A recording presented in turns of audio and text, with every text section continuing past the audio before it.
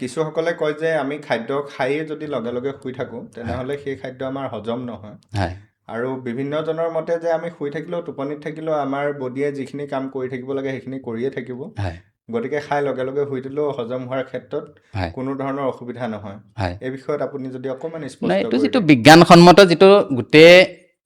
পৃথিৱীৰ যিটো গৱেষণা যিটো আপোনাৰ এবছলিউট ট্ৰুথ উম, পৃথিৱীত ইমান জনসংখ্যা আছে ইমান বৈজ্ঞানিক আছে ইমান মতাদৰ্শ আছে চবৰে নিজৰ নিজৰ এটা ধাৰণা থাকিব ধাৰণা অধিকাৰ আছে থাকিব। ধাৰণা এটা দিয়াৰ সামাজিক- মত আগবঢ়োৱাৰ এটা সামাজিক অধিকাৰ আছে মাধ্যমতো মতামত কিন্তু দিয়া আমি বহুত সামগ্ৰিক যিটো এবছলিউট যিটো তাৰ পৰা সাৰ যিটো মানে সিদ্ধান্ত সেইটো হ'ল যে খোৱাৰ পিছত অন্ততঃ 10 পৰা 15 মিনিট খোজ কঢ়াটো আৰু 2 ঘণ্টাৰ পিছত খোৱাটো এইটো আমি এবছলিউট ট্ৰুথ বা এটা এবছলিউট সিদ্ধান্ত বুলি গোটেইখিনি মানে ধৰক